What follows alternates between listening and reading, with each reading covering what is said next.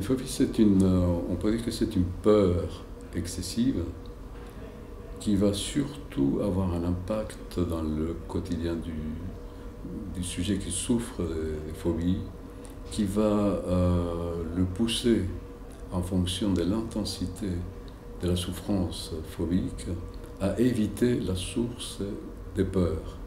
Et ce qui est encore très embêtant, c'est que, étant donné que la phobie est une peur excessive, la peur elle-même va être associée à ces côtés désagréables, ces côtés émotionnellement pénibles d'être dans une situation qui fait peur.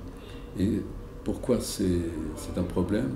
Parce qu'en fait, la nature humaine a commencé avec la notion de peur, à ressentir de la peur, mais dans un sens protecteur. Dans le sens où, grâce à la peur de ne pas tomber d'une falaise, on a des réflexes pour éviter d'être tout au bord de la falaise.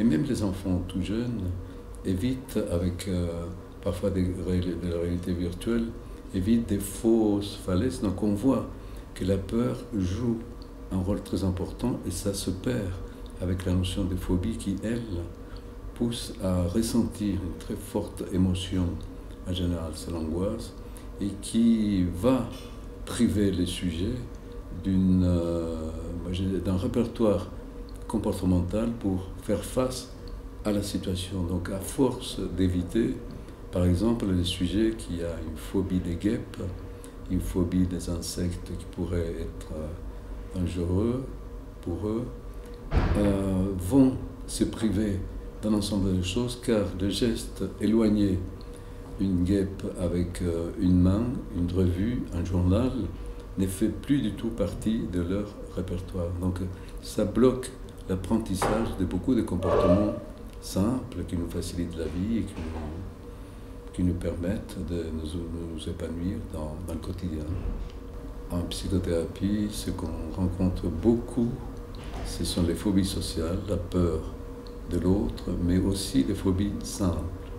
C'est la peur des insectes qui peut totalement paralyser parfois le déroulement des études. Car dès qu'il y a des petits insectes et la personne n'existe plus dans son fonctionnement intellectuel. Donc elle est livrée totalement à l'émotion d'envahissement ressenti par la présence d'insectes, par exemple.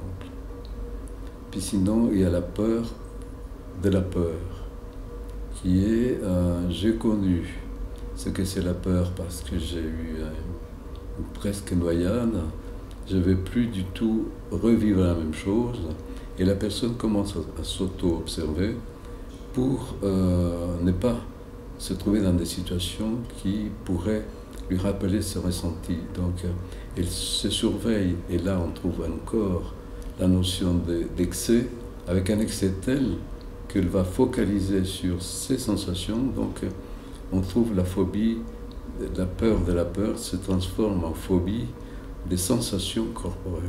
On peut faire une phobie de tout.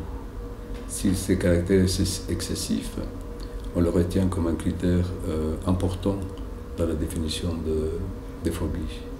La peur sociale qui bloque les conduites de protection, que quand on est un peu en danger, on crie au secours, et si on est vraiment très bloqué par le regard de l'autre et n'est pas attiré l'attention de l'autre, la personne qui est en danger ne va pas se défendre. Donc ça me paraît être une notion importante, thérapeutique, parce qu'une phobie de crocodile, elle n'est pas très embêtante, mais une phobie du regard de l'autre qui empêche de se défendre, de crier au secours ou je ne veux pas ceci, est quand même très très handicapante.